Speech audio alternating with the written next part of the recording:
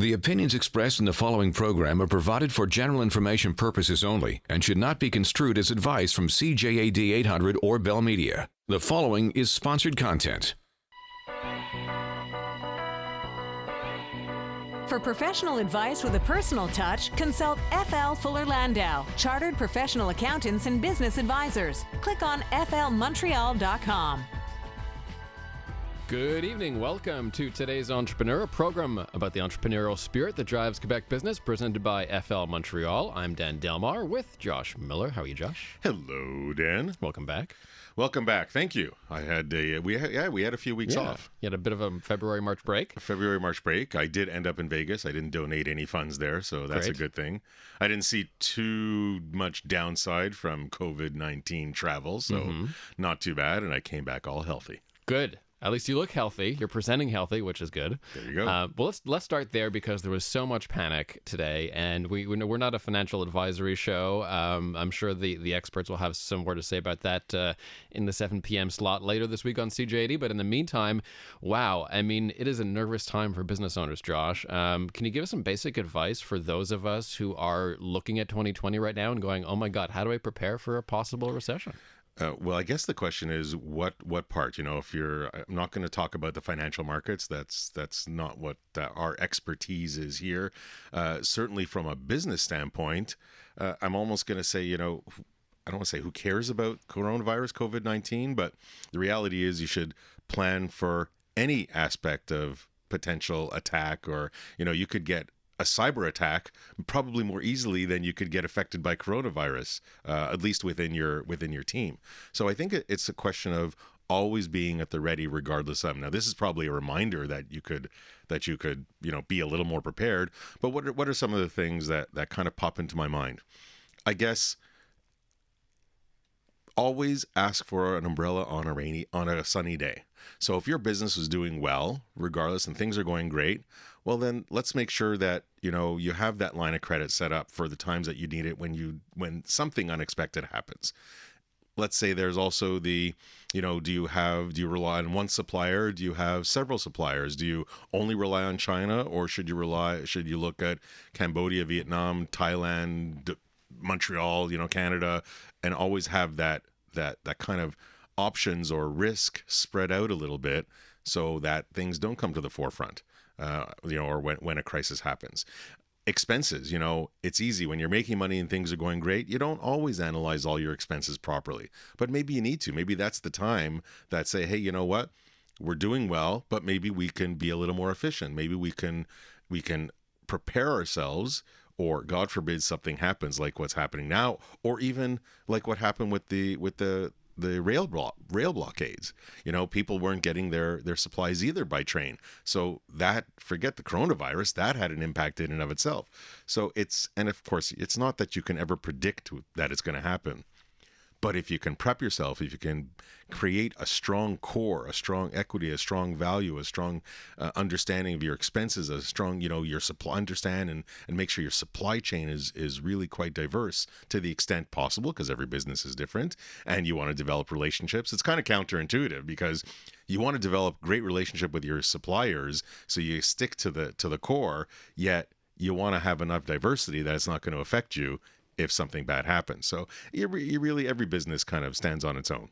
You mentioned that line of credit. I was going to ask you about that specifically because it's such an important insurance policy for a lot of business owners. And now I believe is the cheapest time to get one in a while.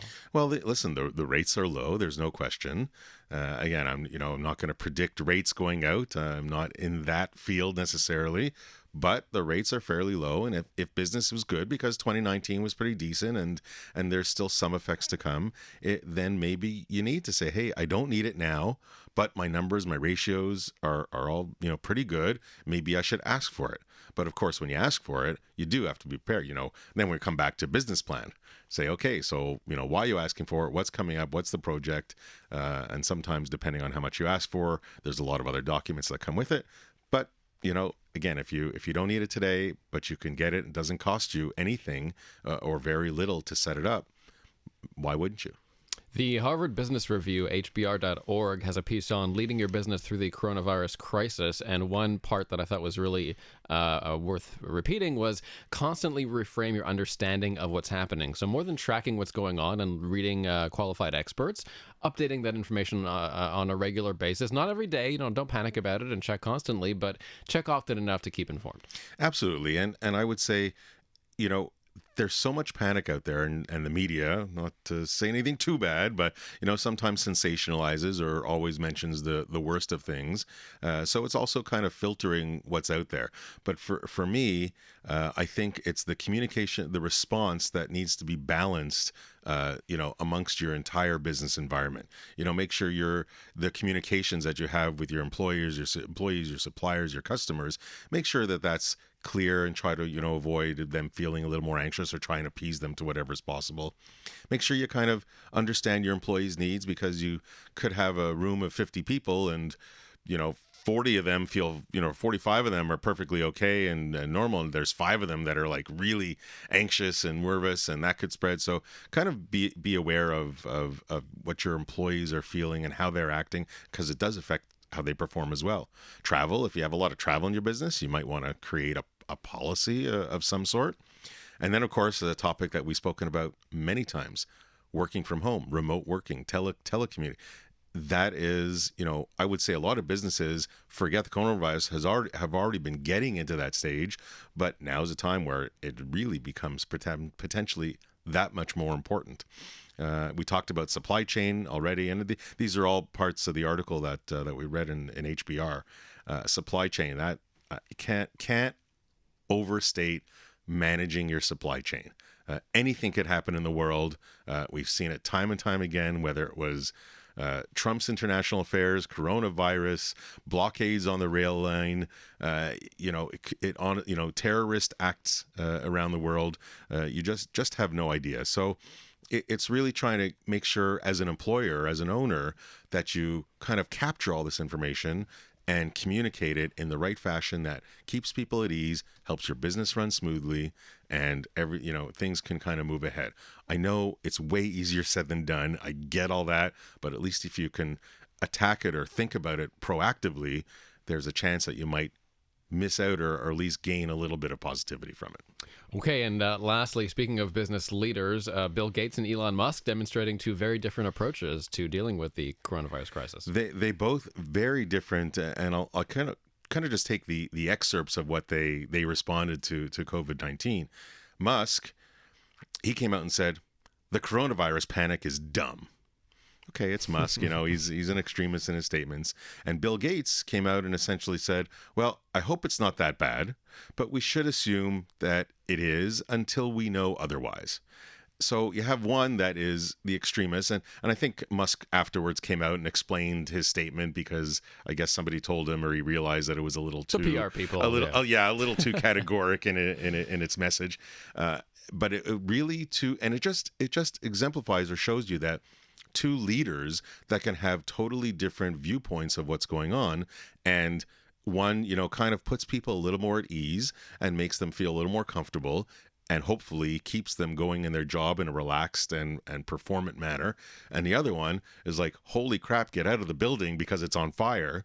And I don't know if that was really the most beneficial. If you're thinking as an owner in your own team, is that really the most beneficial for the group? Speaking of leadership, this from Inc.com, 5 unforgettable leadership lessons from the, quote, manager of the century, Jack Welch. He's the General Electric CEO. I'll read them real quick, Josh, if you like. Yeah, and he passed away 9 days ago, so this is kind of relevant, and he did have a great legacy that he left behind. Number 1, ask important questions. Inspire followers, not workers. Number 3, set priorities and reset them. Take personal responsibility. And love them to death. And love them to death is, you can take it so many ways, but the reality is what he was trying to say behind that is get out from your desk, get away from your desk and go walk around and talk to people. Show them that you care, show them that you understand the audience that's in front of them, and just treat people like they're people. And that's what I think, that's what I believe he meant by love them to death. Not in the Me Too stance, of course. Of course. PreVu3D is the company being presenting. Nicolas Morency will join us next. A little later, we'll speak to Natalie Riviere on inbound marketing strategies. Super important in a crisis. You want to get as many of those customers as you can. And coming up next, Nicolas on his 3D capture technology business. That is up next. For professional advice with a personal touch, consult FL Fuller Landau, Chartered Professional Accountants and Business Advisors. Click on flmontreal.com. Inspiring stories from outstanding business people. Welcome back to today's Entrepreneur, presented by FL Montreal. I'm Dan Delmar, along with Josh Miller this evening, and we welcome our guest into studio for this evening. It's Nicolas Morency of PreVu3D.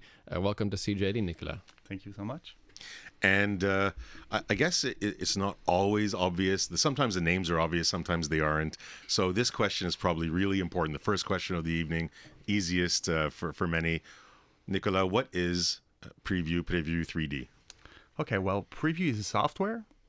Our expertise is to leverage all the 3D scanning technologies. So today, I'm pretty sure people have seen learn about drones, but there's also laser scanners, and there are various ways to capture the world in 3D and in photorealistic 3D.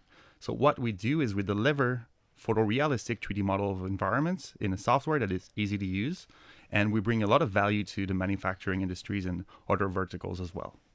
Now, what was your background? What did you do building up to this point? Well, honestly, I'm a mechanical engineer, so for some reason I now own a software company. Naturally. Yeah, exactly. So the project began when I arrived on the market as a mechanical engineer, and I was faced with the hard truth that people are still using a software called AutoCAD, which is literally drawing lines on a computer. So I was like, no way, this is going to be my life. So I tended to use existing software to make 3D models of factories, but it was simply not meant for that. So after looking for a solution, I just decided to build my own. Were you working somewhere else before? Right. So it started in a small engineering firm. And I had the chance to work with a boss that was super open-minded. And we had a large contract. So I guess it allowed us to spend some money on a project. And this is where it all began. Tell me about some of the tools you're using. I see you use drones in the 3D mapping as well. Yeah. So we use drones. A good example is we captured the whole port of Montreal with another startup, which is called Ara Robotique. Basically, we were at first offered a project that was maybe, I don't know, like a room size.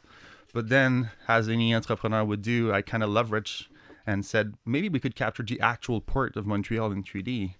And it worked. So we use drones to capture the whole environment, and we deliver it in our software solution. Now, the result of this is that the Port of Montreal can then kind of, in a digital world, understand or plan the boats or the ships that come in and go out and maneuvering around within their port. Well, you cannot actually drive a boat because you cannot scan water.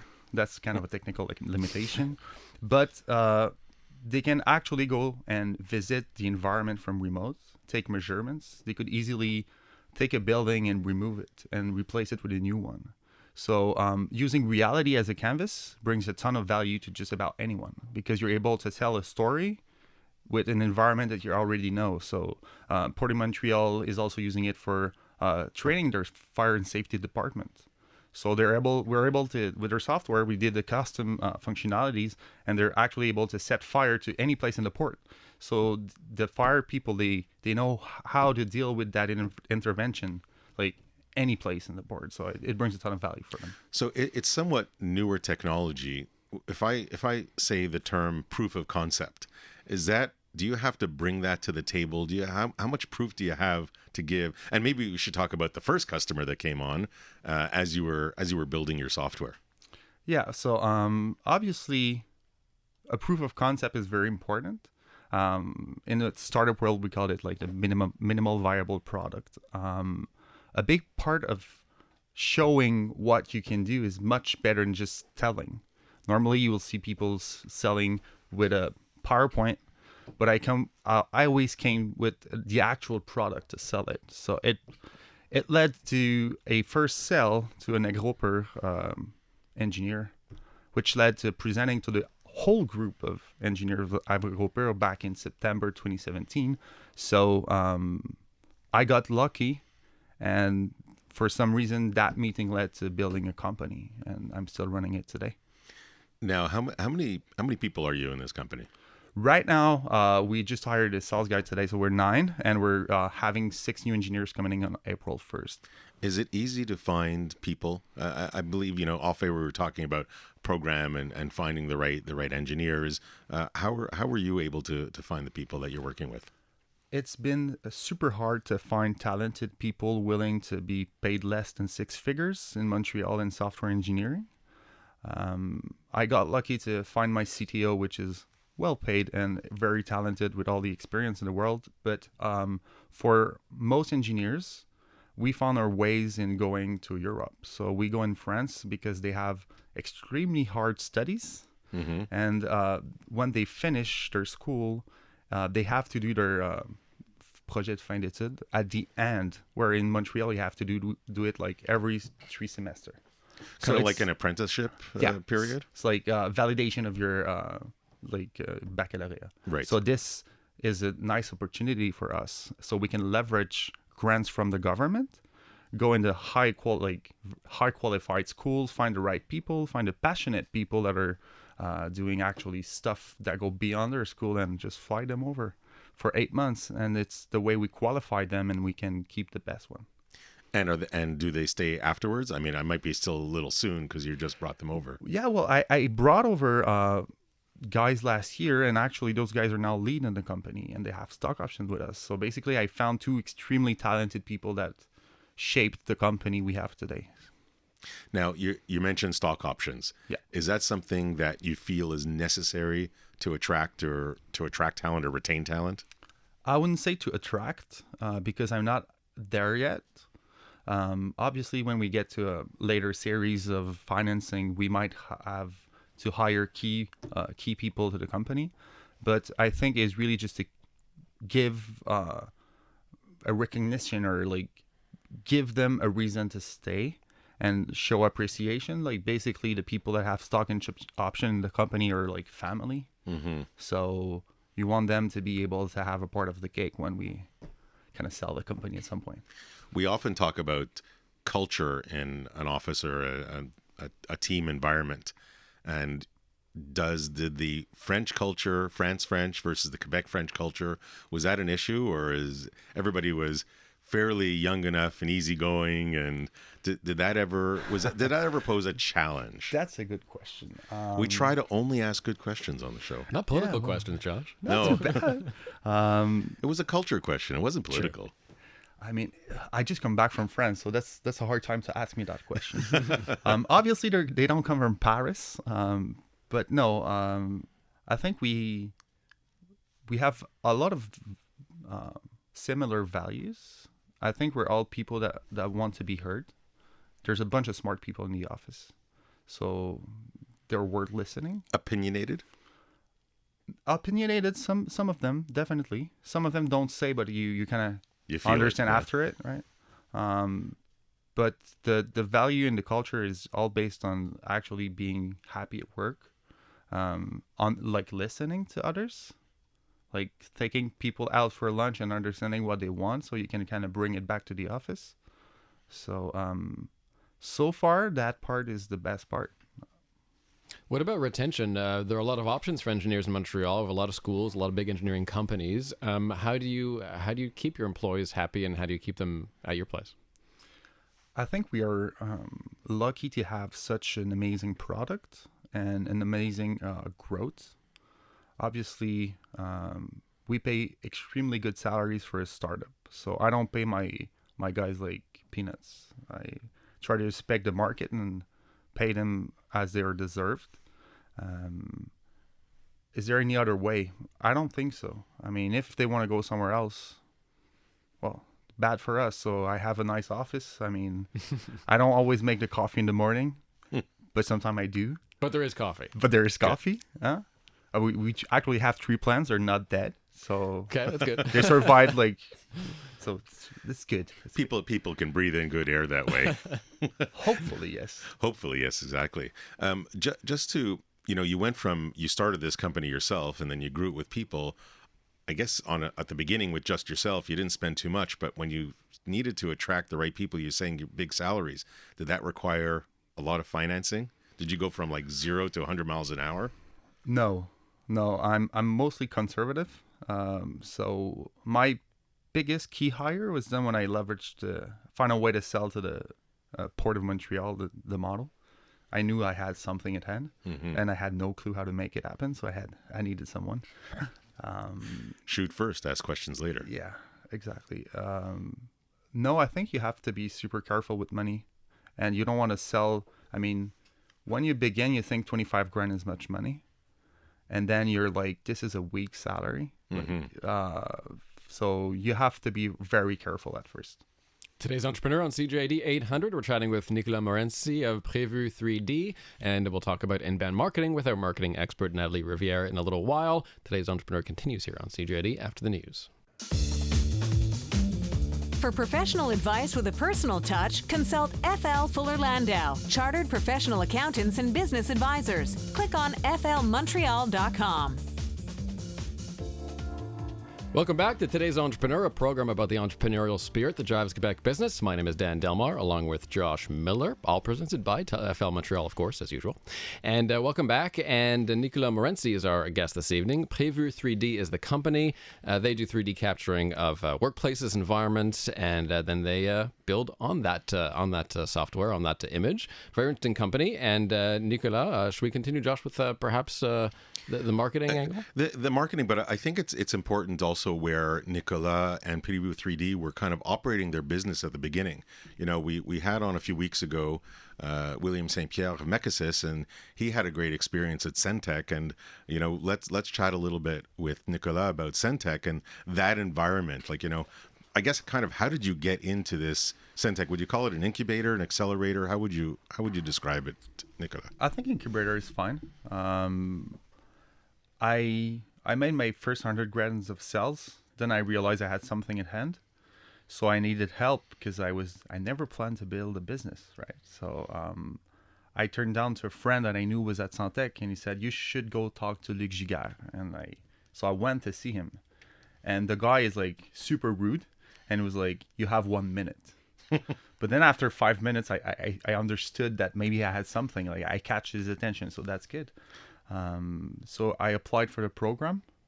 As always, didn't really follow rules, but for some reason I made it there. And it was the first class I actually attended, really. Like I did my homeworks. It's a program where you understand all you're going to have to do as an entrepreneur to kind of make it happen. You're being told hard truth that you have to work super hard. And there's 30 other businesses doing the same thing across the world, and only the one that's going to pull all the efforts is going to win. You know, and like you're saying, he kind of gave you a minute, even though you took 5. So let's back up to that moment because, you know, with many entrepreneurs, we talk about the pitch. Yeah. You know, whether it was on Dragon's Den for some, or whether it's angel investors to others, or in this case, Centec and Luc. And I guess, what do you see, or what for you are the do's and don'ts of a pitch? I think you should never try to do the perfect pitch. You should do your own pitch. I think when you have a business you're passionate about, it's all you need to do is tell about your passion and tell about what you have at hand. For me, I've never been good at doing a PowerPoint. I still have them done by someone else. I always show up with my computer and actually show the product and tell my story. And this has led to nearly $1 million in sales. So I guess it works. That's great. What do you have to inspire people that go into these situations and are having trouble communicating their product to an investor, especially if it's complicated, because there are certain technical things that investors might not understand? I think, like anything, you want to be able to pull it straight, make it obvious. If you need content to make it more obvious, sometimes you have to put the efforts in. I remember there's like the elevator pitch. That's the challenge we have at Centec. Well, if you ever get in an elevator and you have 5 stories high to go and there's the guy you have to talk to right next to you, what would you tell him? Like, what would be your story? And this you can practice it. Did it take long to develop that elevator pitch for you? Well, it's super hard because it's so selling when I show it. Mm-hmm. But I think But you practicing. don't walk into every elevator with your laptop and a presentation. No, but now videos do work. Yes. So I think this is like scan, see, and share came from. So we have 3 words to describe the company. And this helps a lot for me. Every time I have to make it simple, you scan, then you see, then you can share. This is all we do, basically. So from a marketing standpoint, like how did the name get? How do you get to your customers? How does your business development work? Is it customer to customer? Is that the word of mouth? Have you spent any money, any active money on marketing? And this is where we're going. Huh?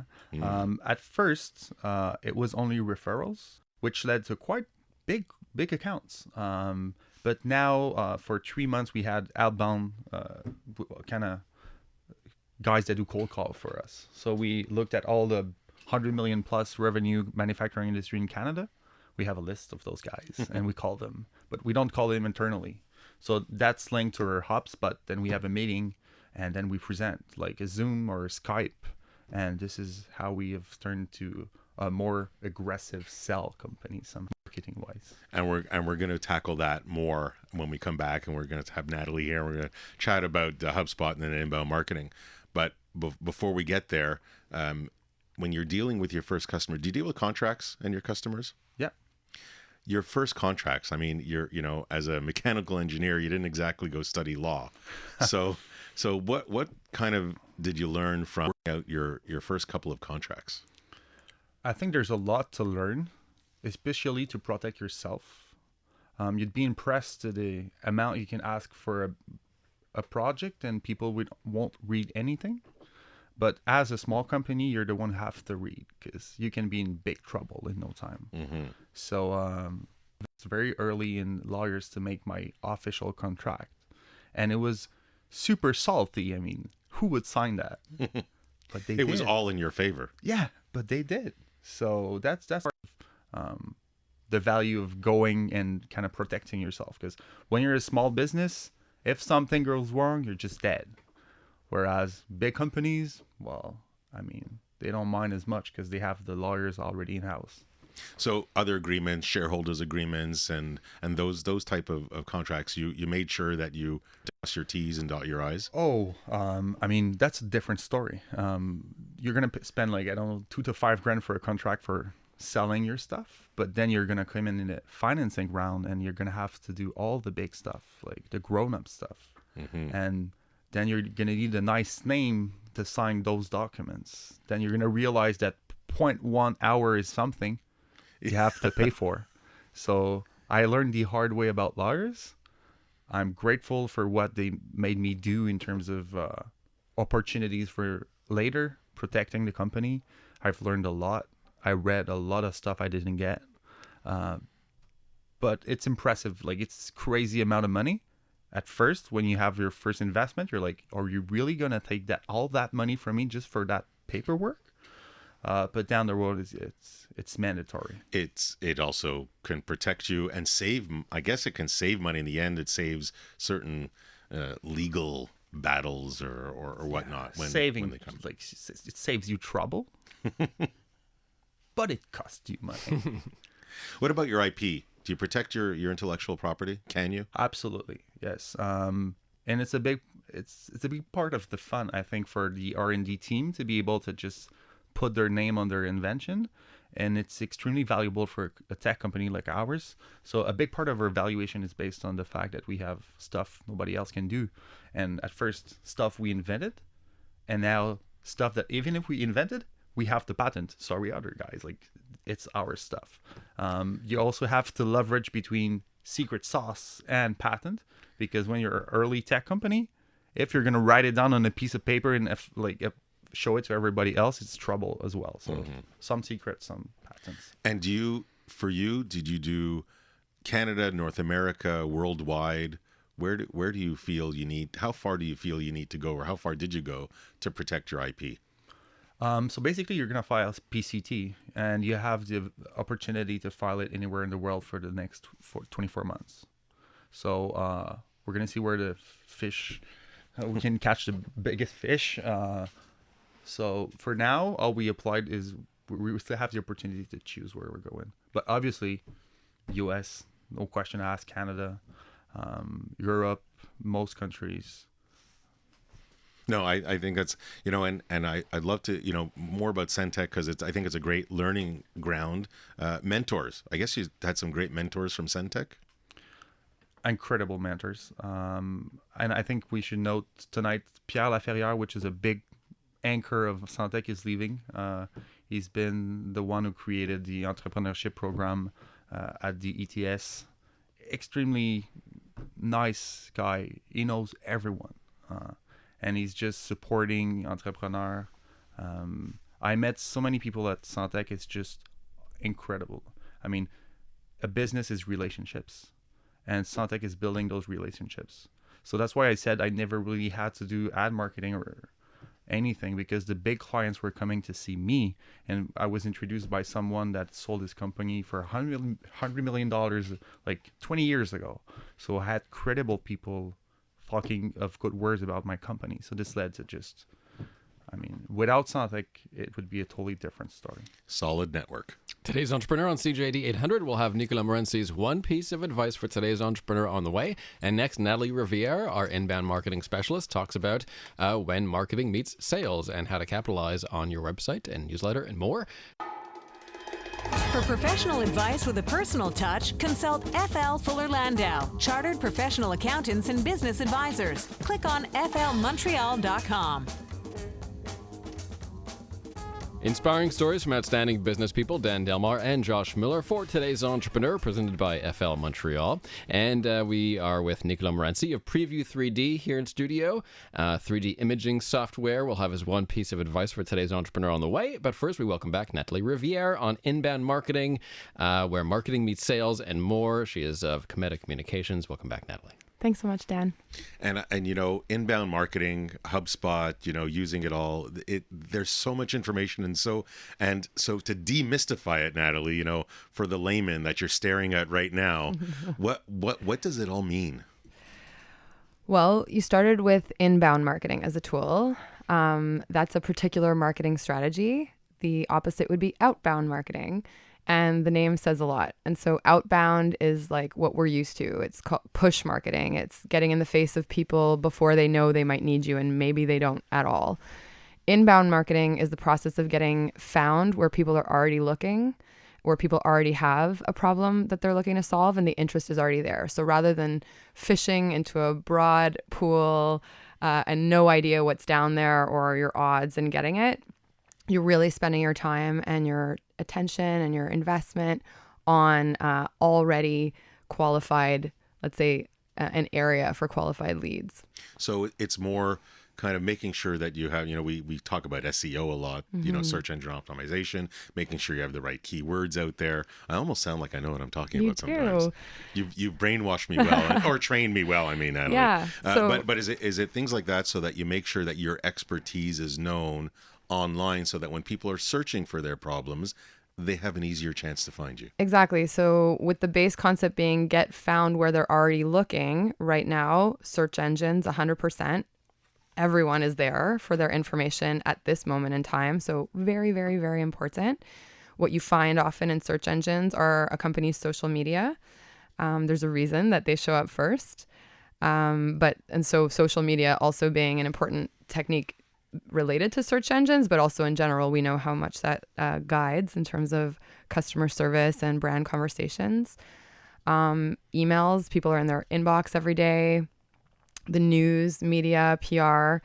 And so it's content driven. And you mentioned HubSpot, and they're the ones who coined the term at almost the beginning of the internet. They've been at it for a very long time. They offer a free academy. And so for anybody wanting to dive in, you can go to their website, and there's unlimited resources all for free available, and they do a great job at it. I was about to ask about HubSpot, by the way. I should mention that Natalie actually does the marketing for our company, because marketers actually do need marketers, and there are several aspects technically which I don't understand, and HubSpot's one of them. So what is HubSpot, and how does it help us? Great question. Without this being a paid segment for them, they started off as a marketing software. And so they are a platform for marketing where you can run your blogs, where you can send newsletters through it. They also give you the back-end information on search engines, and they help you customize the content and the information to your different audiences and engage with them through forms. So if you had a website and you wanted to find out the interest or narrow down some leads based on your audience, you would have them fill out a form and then contact them based on those interests. And so HubSpot is this marketing platform that puts that all together and does the job for you. However, they've also offered now a free CRM, which I highly recommend as another free resource of theirs. CRM stands for Customer Relationship Management, and it's the point where you have those leads, you can track them in a CRM, and then the entire sales process from there can also be recorded and shared through a CRM tool. So very important.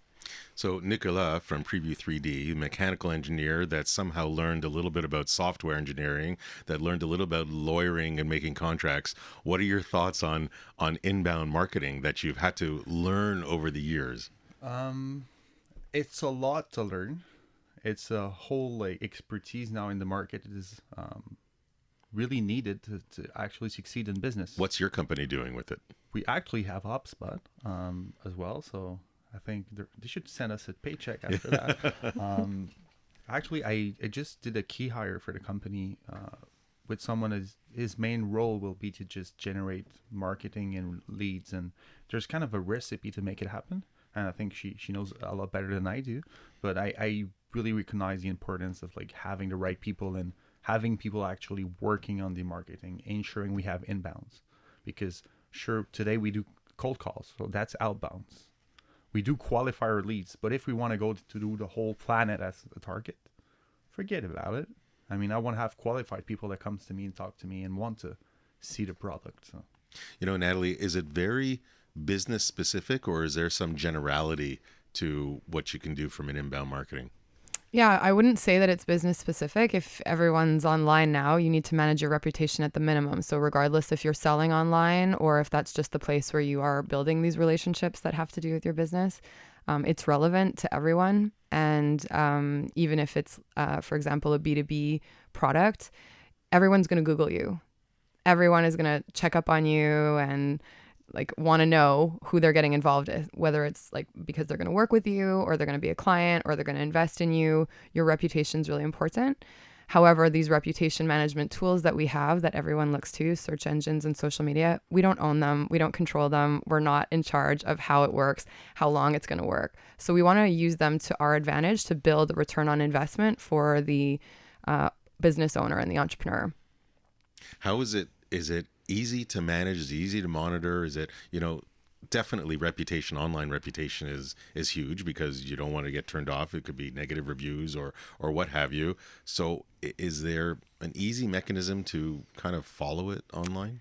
Well, HubSpot is actually in business for that reason. They take all the different pillars of inbound marketing, which are your website that has data, free Google Analytics you can integrate, your email marketing that has data, probably the most powerful data in terms of building sales leads. All the social medias give their data. Search engines have a reputation and a ranking that you can look into. So HubSpot puts them all together. And, in Nicolas' case, he's very lucky. They offer it at a discounted rate for startups. Not everyone. This isn't necessarily a solution that suits every single budget. And as per his point, you really need the resources to make this valuable. So if your sales are high and you get a return on a lead from HubSpot, it validates spending on that tool. But you really need that sales team to actually be looking at what's happening with this tool. There are other solutions, though. Exactly. And that's sort of what I've specialized in, is making this accessible for entrepreneurs and small businesses. So you can get the data from your website, get the data from your social media channels, get the data from free-based open source, even email marketing tools. And then we take the meaningful metrics from those tools. It's not everything. There's a lot of information, but specific points are very, very powerful to consider when you're building marketing strategies. And so we kind of navigate through and keep your attention and your time on where the demand is and where your opportunities truly lie. And I know it's tons of information to go through, and you really have to kind of sift through it to make sure that like you get that meaningful direction that you can take. Thank you very much, Natalie. Always fun and interesting and pretty demystifying, although I'm occasionally confused by it. But thanks so much, Natalie, for sharing that with us. Thank you. And as we do at the end of each program, we'll turn to our guest Nicolas Morency of PreVu3D. And not that he's prepared this at all, but Nicolas, what would be your one piece of advice for today's entrepreneur? I think if you ever consider going for building a business and you have something you think will bring value,